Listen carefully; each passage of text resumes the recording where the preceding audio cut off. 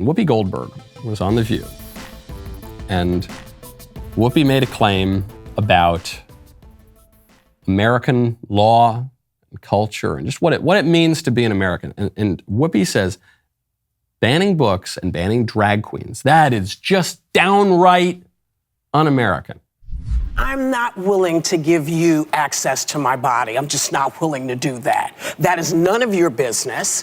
What goes on in my family is none of your business. Like, I feel like if you don't want to see drag shows, then don't take your child to a drag show. If you don't want your child reading certain books, give the library a list of the books you don't want your kid to read. Stay off my back. Because my rights are just as important as yours, and when it comes to what I do with my family and my body, it's none of your business. It is up to you to know what your kids are reading. If you want to know, go to the school. If it's not a book you're interested in, tell the teacher you don't want your kid reading it. But don't get in the way of my kid being able to read that book. That is not American. Get off my back. That is not American. Okay, so before we get into Whoopi's confused philosophy, just as an historical point, banning books is very American.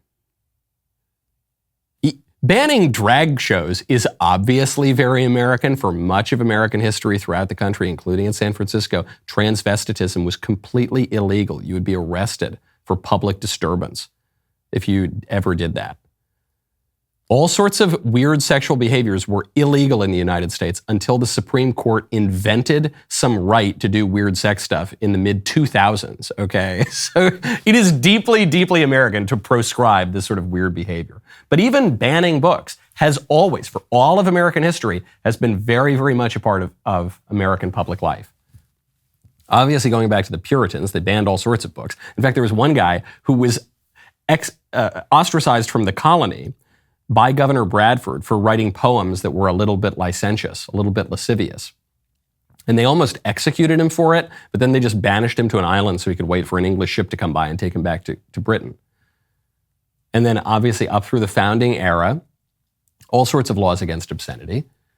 In fact, these laws against obscenity were being exercised at the federal level as recently as 2008.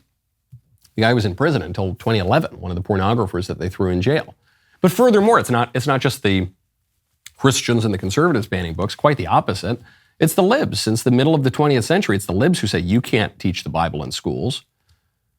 Oh no, we better not find any teachers with a Bible in school. We're going to get the ACLU on your back. That's right, the American Civil Liberties Union. We're going to go after you for having a Bible in schools. You better not recite any prayers in schools. Oh no, sirree. This is America. One nation under God. We're not going to let you teach the Bible in schools. Says, this is if you don't want your kid reading gay porn in the library, then politely ask the librarian. No, what are you talking about? We've got laws against this for all of our nation's history. And furthermore, this is a self-government. And so when you say, how dare you infringe on my right to make my kid read gay porn when he's 10 years old? You don't have that right. That's a wrong. And who sets the civil rights and wrongs? Well, that would be the people in a self-government, and that democracy that you people are always prattling on about, even though you don't believe it at all. All of which is to say, the liberals obviously don't care about any of this. They're just going to wrap themselves in the flag to peddle their radicalism. And it's a political lesson for conservatives. The libs, when they're being really, really effective, they're not burning the American flag. The libs, when they're being really effective, they just are lying about American history. And they're saying, oh no, my view, my weird trans throuple parading gay porn down the hallways of elementary schools, why that's as American as apple pie. That's why the founding fathers fought the revolution, was to defend my right to do that. And it's obviously totally bogus, but that's what they do. They're picking up a lesson from Machiavelli. They're picking up a lesson from a lot of political thinkers, which is, if you want to be politically effective, you got to wrap yourself in the flag. So there's two ways to do it. You can either do it in the pure will kind of politics, which is, some people see things that are and say, why I dream things that never were, and say, why not? Which is the Humpty Dumpty kind of politics in Alice in Wonderland, where Humpty Dumpty says, What does a word mean? It means whatever I say it means. And Alice says, well, it's got to be awfully confusing for words to have all those meanings. The question is, do words really mean those things? And Humpty Dumpty says, no, the question is, which is to be master? That's all. That's the liberal version of it. It's just, we'll just, whatever we say, that's going to become the truth because we said it. Then there's the conservative version, which is, what is the truth? You engage in a rational process and you ask yourself questions about objective reality. Then you reason through that using your abstract reasoning, and maybe the inherited wisdom of the ages, and maybe just looking at the customs of people who already exist. And then you use your will to try to pursue the truth. Right now, text Knowles, Knowles, to 989898. The government spending is out of control. Long-term bonds have diminished in value. It's crippling banks. Depositors are holding their breath. Investors are bailing on bank stocks. You can't spend your way out of inflation. Right now, text Knowles, Knowles, to 989898. In this volatile market, diversification has never been more important. That's why buying gold with Birch Gold is such a smart choice. Gold is a tangible asset with a reliable store of value because it's not tied to any one economy or currency. It can be a safe haven in times of crisis. Gold can help you hedge against inflation because its value tends to rise when the cost of living increases. Unlike other assets such as paper currency, the supply of gold is limited, which can help to maintain its value over time. Birch Gold will help you convert an existing IRA or 401k into a tax-sheltered IRA in physical precious metals such as gold and silver. Time to start thinking about your investments and your future. You need to consider diversifying into gold with Birch Gold today. Text Knowles, Knowles, to 989898 to claim your free info kit on gold and talk to a precious metals expert. Text Knowles to 989898. So when we wrap ourselves in the flag, it tends to be because we're making an argument that really has a basis in history. That's not what the libs do, and I'm not just making a cheap shot. Don't forget, the biggest liberal campaign on education in the last 5 or 6 years was the New York Times 1619 Project, which claimed that America's revolution was fought to preserve slavery, and even left-wing academic historians said that wasn't true. And when the writer of the 1619 Project, Nicole Hannah-Jones, was confronted by this, she basically shrugged her shoulders. Yeah, okay, whatever. Se non è vero è ben trovato is the Italian expression. You know, if it's not true, it makes a good story.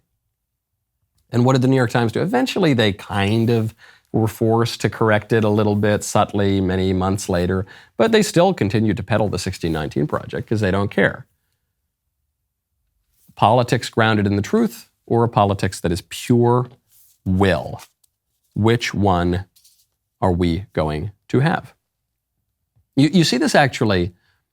RFK Jr. is running for president now as a Democrat. And RFK Jr. is a lifelong Democrat. Obviously, his father is Robert Kennedy. His uncle is John F. Kennedy. And he's been an environmental lawyer his whole life. He actually lived in the town right over from me when I grew up. And he's a lib. He's a real lib. But he's gotten a lot of conservative cred recently because he's questioned vaccines for a long time. And vaccine skepticism is now conservative. It used to be liberal. Now it's conservative. After we saw how the liberal establishment lied to us for the last 3 years. He questions Big Pharma, questions Dr. Fauci. And so he's done a lot of great work over the last few years.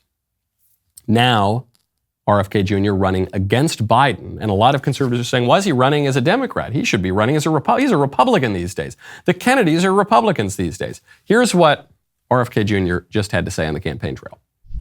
We're now in this situation where, without free speech, democracy just withers and dies. Free speech is the fertilizer. It's the sunlight and it's the water for democracy. And nobody.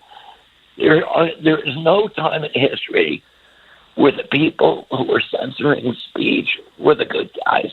They're always the bad guys because, of course, that is the first and last step of totalitarianism, silencing critics. So that's the sort of statement that sounds like it's true, but it isn't really true. It isn't really true because throughout history, everyone ever in power at all has censored speech. And everyone, I don't care how liberal you think you are, you would support some kinds of limits on speech. This is throughout all of history. Sometimes the Catholics have censored speech. Sometimes the Protestants have censored speech. Sometimes the Jews have censored speech. Sometimes the Muslims have censored speech. Today, we see the atheists especially censoring speech. Sometimes it's been the Democrats. Sometimes it's been the Republicans. Sometimes it's been this person or that. And the reason for that, as I explain in my book, Speechless, Controlling Words, Controlling Minds, #1 national bestseller.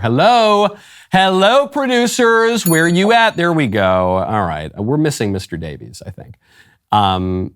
As I explain in my book, Speechless, every culture has to have certain limits. Every culture is going to recognize certain things as taboo. And so RFK is pointing out that the current censorship that's going on is quite wrong because it's the libs who are doing it and they're censoring true speech. But it's not wrong necessarily to censor false, evil, ugly speech. It's not wrong to censor drag queen expression in the elementary schools, is it? It's not wrong to censor the gay porn in the elementary school libraries. I think all of us would agree that that's a very good thing. It's not wrong to censor threats. It's not wrong to censor fighting words. It's not wrong to censor all these things. It's a shallow liberal view that RFK Jr. is expressing. And I think he's doing it with the best of intentions, and he's one of the best Democrats out there. It's just another reminder, liberalism is not going to save us. Even the old liberalism of the 1960s, the Kennedy liberalism, even the much older liberalism, the classical liberalism, it's not going to save us. It's just wrong. You're not going to beat liberalism by being a different kind of a liberal. You've got to offer an alternative. And the liberal establishment doesn't like when you offer an alternative to that, which is why they took Tucker Carlson off the air. Man, how great was that? That was really incisive. And I felt the host was very handsome. Make sure you subscribe at the Michael Knowles Show channel. Ring that bell. We'll see you next time.